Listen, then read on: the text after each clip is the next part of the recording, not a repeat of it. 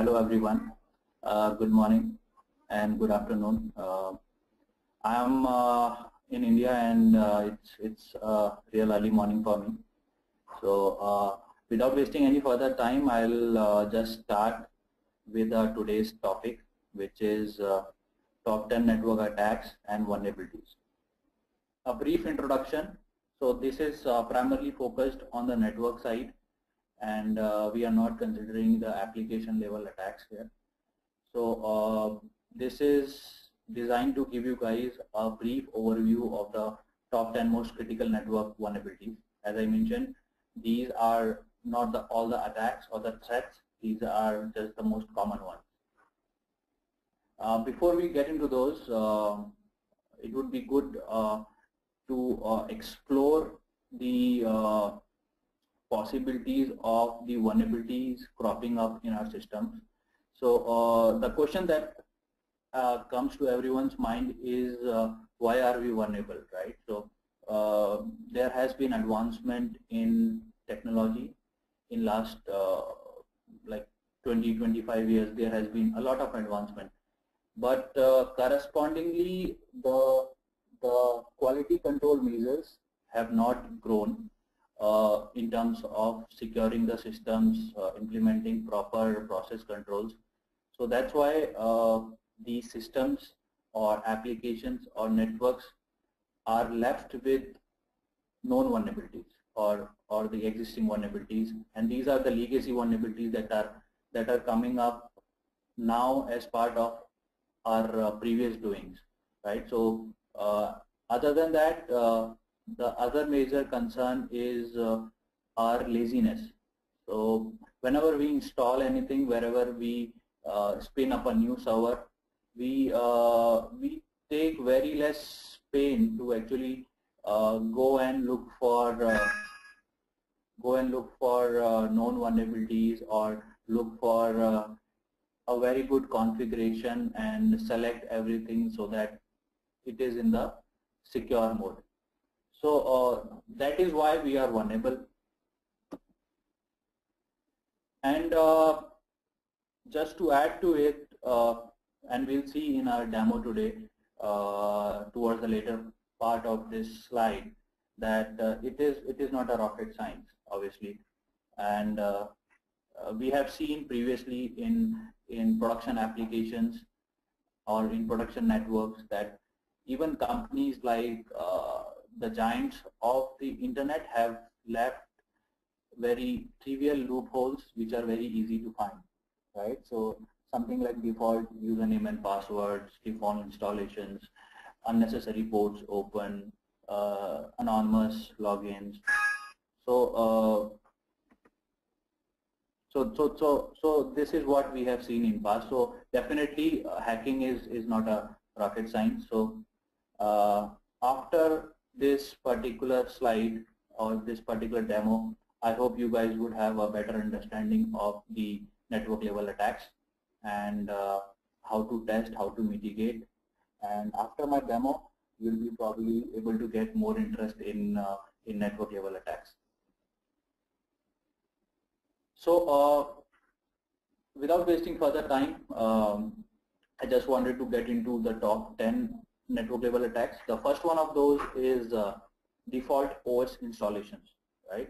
So the problem starts from the installation page itself, wherein we as network engineers or network security guys don't take too much pain in doing a custom install or looking for the features in the OS that are more secure. So we just do next and install all the software, right?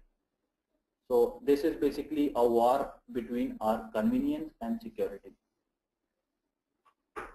So so that's why it is advised to do a custom installation. And okay, so what are the systems impacted?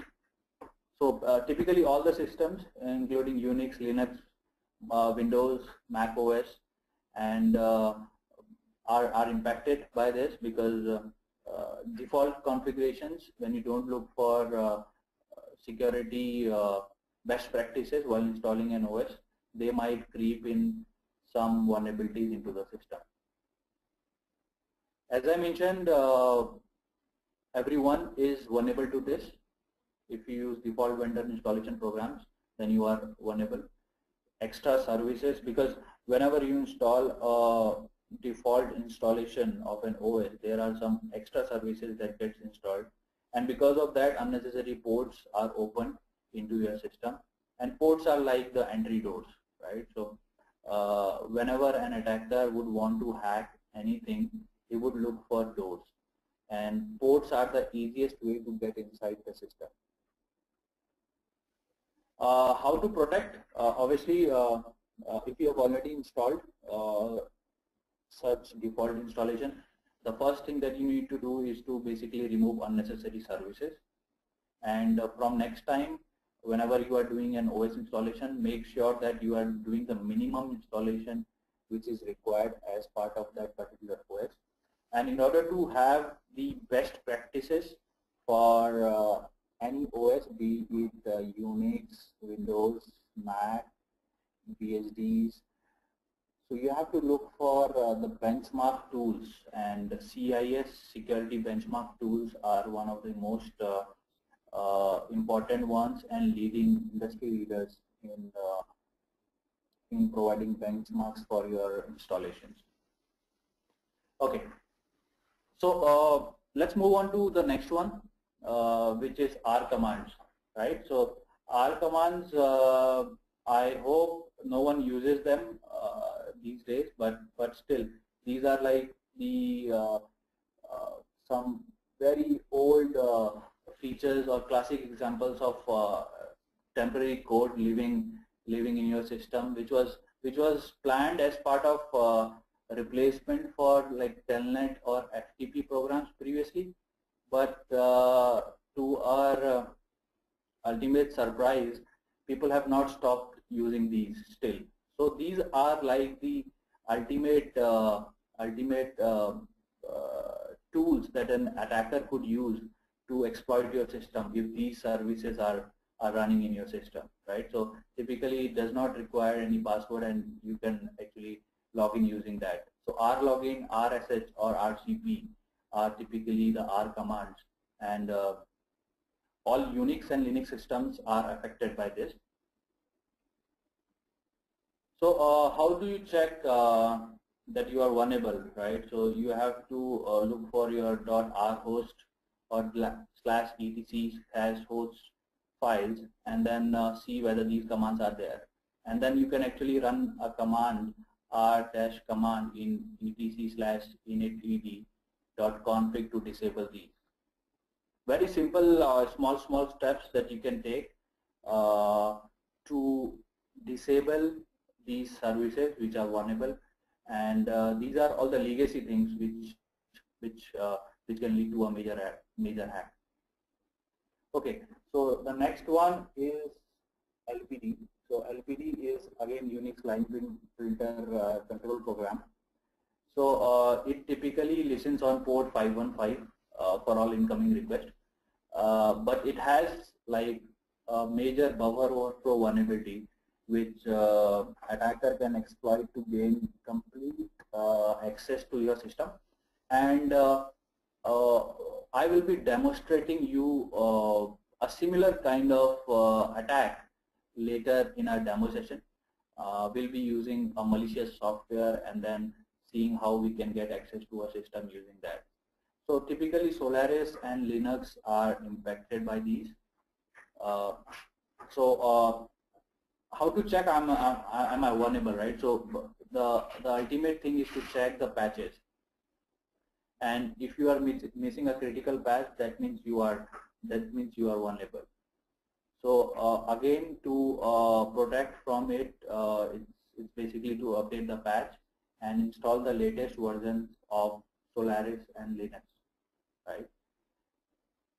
So let's move on to the next one, which is as you would be expecting it to be in top 10 always, right? So large number of open ports is a very known vulnerability, and this is the vulnerability using which an attacker or any attacker can exploit your system, right? So depending on the kind of services and the kind of vulnerability these ports are having, these ports are having services and these services are having those vulnerabilities.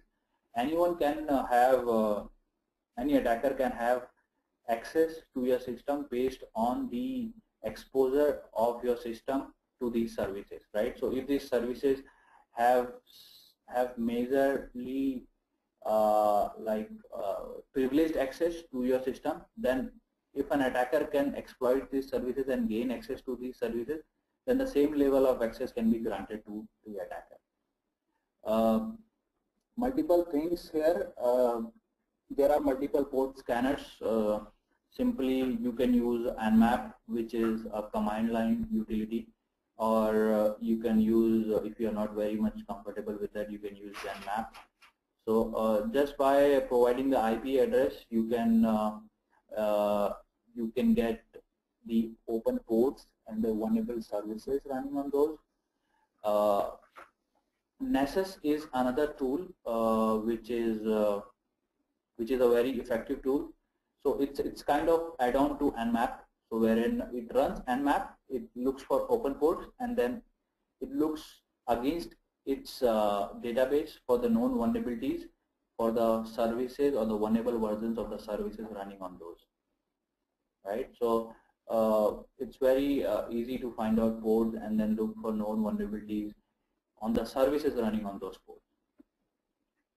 How to protect? Again, in Unix, you just need to modify etc/initdb file, and Windows you can do netstat -o command. And other than that, the first thing that you would do is to basically look for the ports which are open and see whether that service is required or not. So in the next vulnerability, which is kind of related to this one, we are going to see that. Common vulnerable ports, right? So that's why I have added it, which is like coming as a different category of vulnerability. Other than like large number of open ports, there are some basically common ports which are very critical and are available in most of the systems because it is required, right? So a typical company would require an FTP or a NetBIOS port open, right? So Telnet is 23, then FTP you have 21, NetBIOS is 139. Then R commands we discussed in previous slide, right? 512 and 514. So these particular ports have vulnerable services which are very common, and these, if you just run Nessus or Nmap, you'll probably get one or two of these ports open in any server. So idea is to basically look for known ports first, and then go about scanning 65,535 TCP and then 65,535 UDP ports. So which is a huge task. Okay, so again adding to it, I've categorized it based on which ones are the internet based and which ones are the mail based. So for example, a simple SMTP port opening on your system can lead to disastrous things, like if it is allowing open relay, then you can probably send mail from your CEO's email to all the employees saying that they have received a bonus this year. So things like that. And everyone knows about HTTP and SSL ports, right? Port 80 and port 443. So you don't have to miss these particular ports as well, even when you are doing network level vulnerability assessment, because you might get a web server running on one of these, and that web server being a leftover application might be having something like a SQL injection or cross-site scripting vulnerability. So using that SQL injection, you can get inside and then exploit the internal network. So this is something which is very common, because all your major applications, which are your websites and critical applications, you might be doing a regular vulnerability assessment or application level testing for those.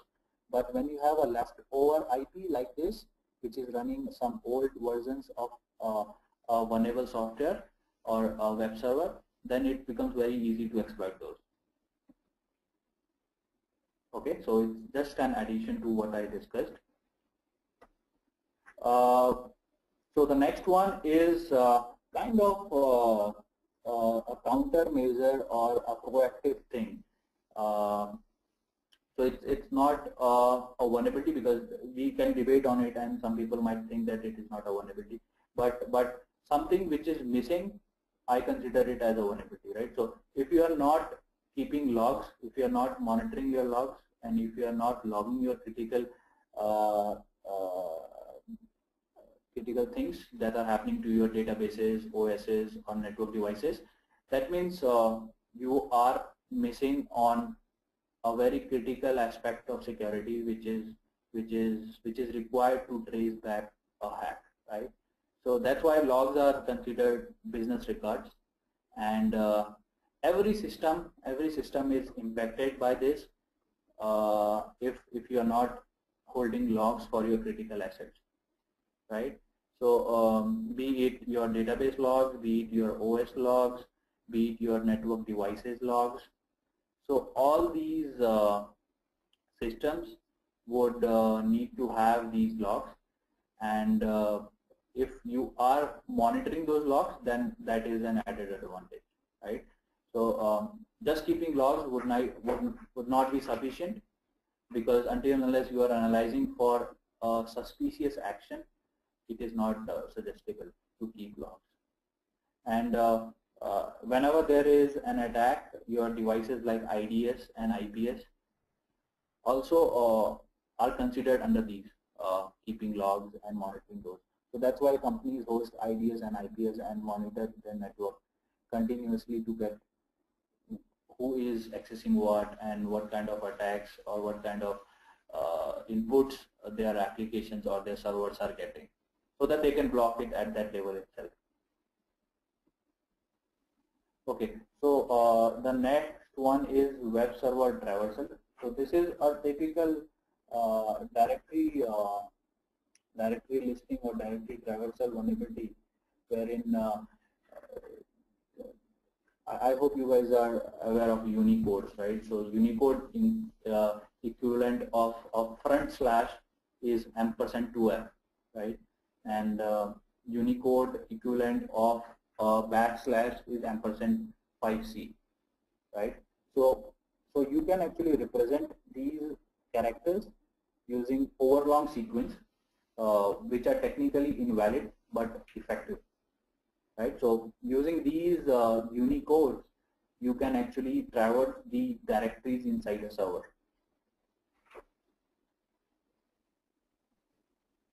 So initially, IIS was not actually written to perform a security check on these overlong sequences. So that's why what can be done is basically by writing these specially graph Unicode characters, you can traverse the directories of an IS, right? So that way you can even access the system files if there is no privilege that is defined, or you can access a very critical file in the application itself, right? So for example, if there are multiple folders having different access level defined to it, you can probably do an dot// and reach out to an admin directory which is not accessible to anyone else. So let's move on to next one. So it is typically defined by this CVE, which is 2000-0884. This is basically a common vulnerability enumeration. So this is a global number that is being given to a vulnerability. So that is why I was telling you guys, right? So you can just find the open ports. You can see what services are running, and then there are known vulnerabilities already with those services. So you can go ahead and search the internet and see what vulnerabilities and what CV numbers are specific to a particular vulnerability.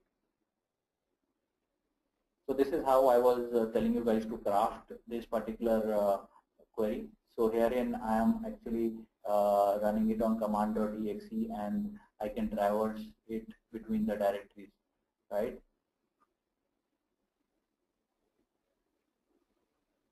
How to protect it? Again, so you can install IIS lockdown tool if you want, and basically you will have to install for the latest patches. So ms00-78.asp is the patch for this. So as I mentioned earlier, right? So proper patching needs to be done to have these vulnerabilities go away, and this is again due to the lack of the first one that we discussed, right? Wherein we were not able to install the patches, and we were able to just do a default installation of the OS. So the next one is buffer overflows. I hope most of you are aware of buffer overflows, and this is a particular example that I have taken to discuss here. Is that and the DLLs that are in question are idq.dll and .printer.dll, right? So basically, whenever there is a program that is to be written in a memory, or there is an execution of a program, so there are multiple registers that get affected with that, and the two most important registers are EIP and ESP. So ESP will actually take the complete opcode that needs to be executed, and EIP would take the address of that ESP register, and it will populate it with the jump statement or whatever execution it would want to do to reach to ESP, right? So if someone is able to control these two registers, provide a malicious link or a malicious code base in the ESP location, and provide the address part in EIP to reach to ESP, then anyone can get access to the victim's machine. So this is the whole idea behind buffer overflow. And this is a particular example of XRP extension buffer overflow. So that's why I've quoted the systems which are impacted here.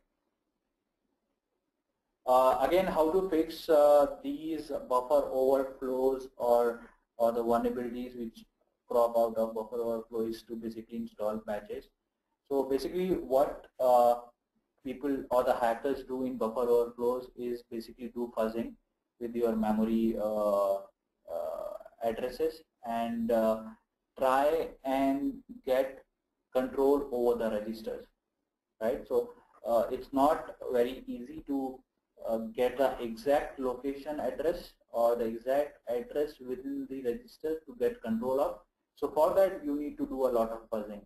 You need to do hit and try. You need to actually look for a memory range and then start controlling it, and then slowly start reducing that memory range, and then reach out to those 4 characters which are actually put in your EIP, which will point to ESP.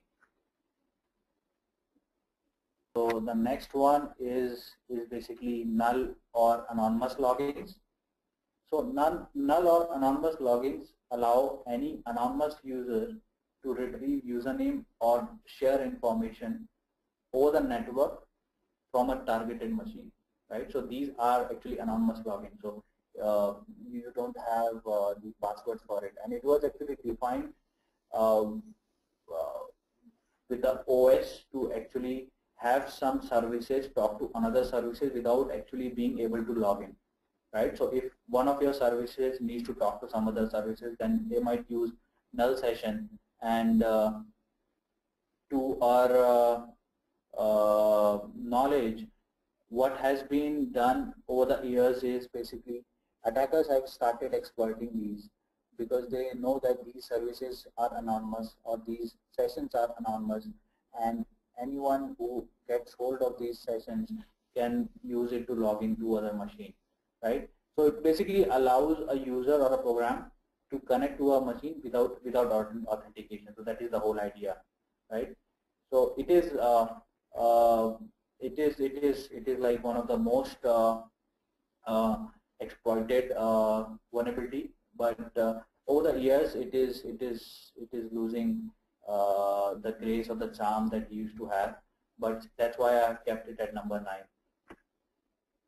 So we'll see what are the systems that are affected. I have pasted a very beautiful site here, which is grc.com, right? So I know most of you would be using this.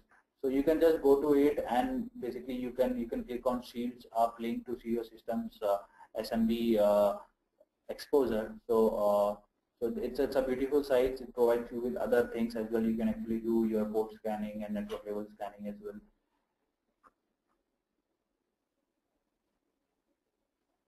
How to protect? It was basically needed for domain controllers. So you have to block your TCP or UDP ports, which are 139 and 445 on the network, if it is not required, and never allow internet access to access any internal DC. So that is obviously a very important and the thing that should be remembered. Not for this particular one, but for other vulnerabilities as well. So whenever you are trying to allow access, it has to be totally on the need-to basis. Okay, so we are moving towards the last vulnerability, which is our weak hashing in SAM. So typically, what happens is whenever you log in over a network or a local login, your credentials gets authenticated with the passwords and the usernames hosted or kept in your SAM file, right? So whenever there is a weak hashing that is there, anyone can decrypt, or anyone can hack into those files and then decrypt it. So which is again a very trigger vulnerability, and typically Windows 2000 and Windows NT used to have this, but over the years we have seen a lot of strong hashing algorithm that has come up. So the idea is to disable your LAN manager and use NTLM version 2. And I've pasted a very beautiful article here, how to disable an LM authentication on Windows. So you can read it, and it's very interesting. So this is the attacker's machine. This is the attacker's machine. So I have backtrack 5 here running, and these are some of the files that I have created previously, because I don't wanted to get into much technicality in this particular demo, because it might take huge time then.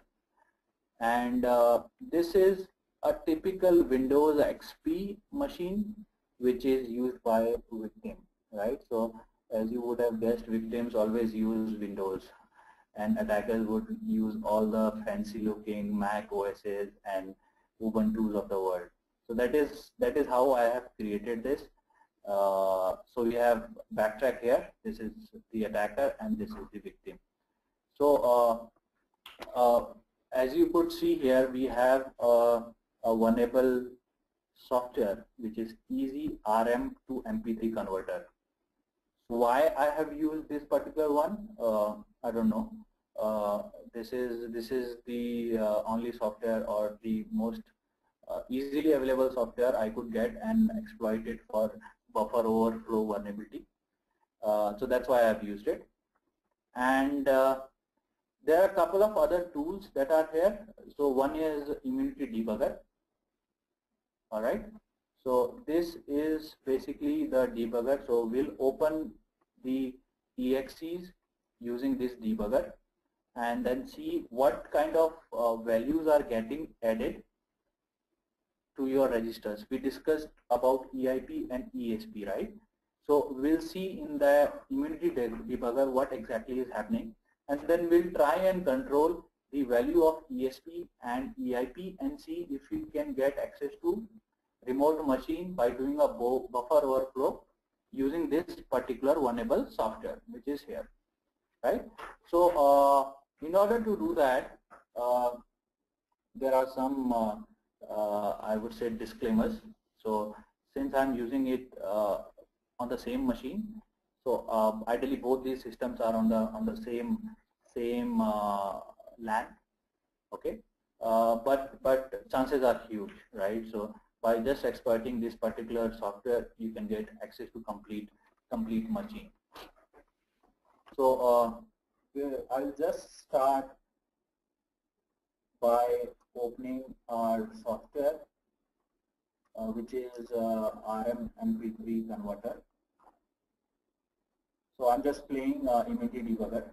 So since it is pointed to this RM to MP3 player, so you just have to point the exe of RM to MP3 converter by going to files, and then you can actually, yeah, from here you can actually attach that particular process to this particular debugger.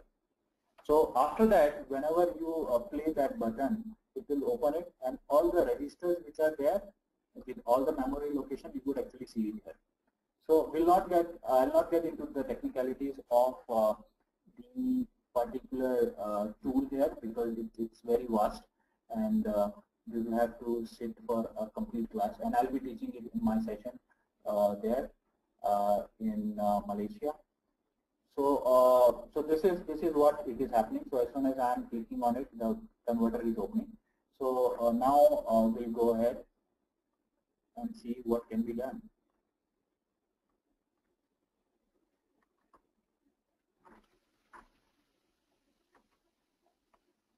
So this is attacker's machine. So this is the first program that I have written. So if you see, there is the file name crash1.m3u, and there are multiple values like jump, jump 2, jump 3, jump 4. So 41 is basically A, 42 is basically B.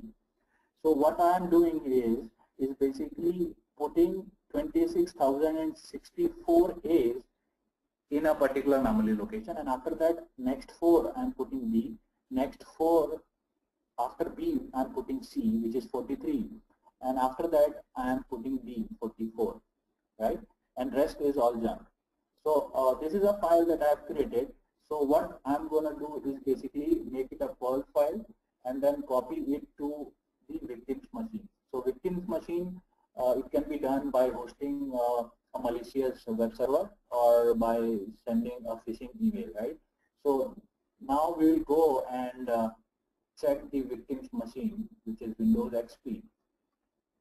So somehow victim has downloaded this particular one, and we could actually see it here, crash1.m3u, right? So he was lured by attacker, and attacker asked him to click on that particular file, saying that, hey, there's a very cool video of new Malaysian Airlines hijacking or something like that.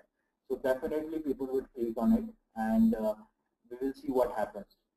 So I'm just dragging this to the converter, and then we will see what is happening in the immunity debugger, right?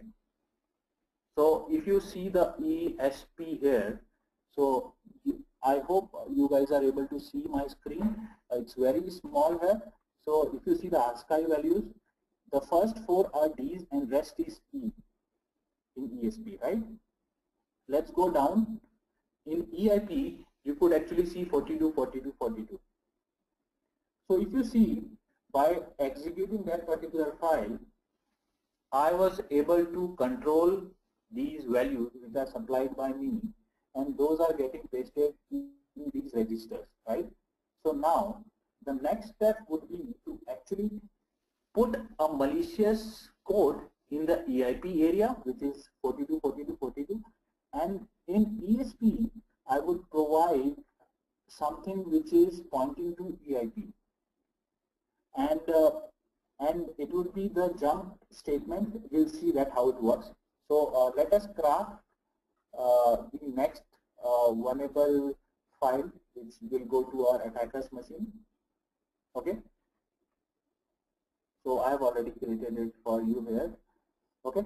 So what we are doing is, in the jump file, if you see, this is a malicious code which I have got from Backtrack itself. So this is basically a Windows reverse shell. and I've pasted it here from jump 5 if you see, and typically jump 2, which is EIP, I have provided the jump statement. So we'll see how it works, and we'll go to victim's machine. I'm just restarting the debugger here. Okay, so it is pointed to our RM to MP3 converter. That's why it comes up. It comes up again. Now this is the file. Somehow again the attacker tricked the victim to click on it, and by saying some other tricks by clicking on. So we'll see, and we'll drag it here. What happens?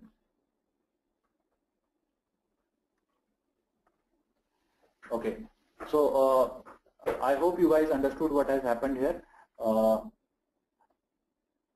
Here, the attacker just clicked on this particular file, which is the crash standard MPGU, and which was designed to execute a reverse shell, and the attacker was sitting here in his machine, and he has executed this particular command, which is like netcat, and he has opened 4321 to listen on that particular port, right? So now what has happened is, when victim clicked on it, the attacker could get his shell. So if you see here, it's C Windows System 32. So attacker has typically gotten full control of victim's machine, right? So I can run some commands here. I can do like ipconfig, right? I can do like ipconfig. So ipconfig shows you 192.168.75.128, right? 192.168.75.128. So it is showing this IP address. So if I go here and do ipconfig, so it's same 192.168.75.128, right? 192.168.128. So typically, this is from this part. It's basically victim's machine, right? So he can do commands like any other Windows level command, like I can do dir. So you can see all the directories of victim's machine, right? So this is victim's machine, right?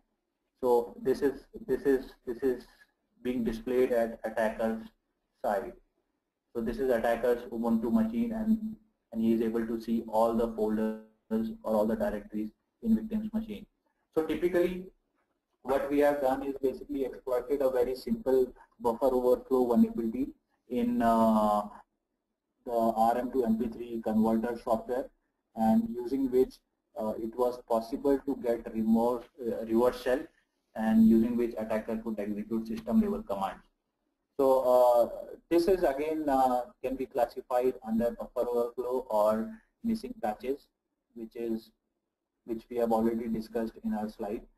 So I hope you guys got excited by seeing the demo and seeing the presentation.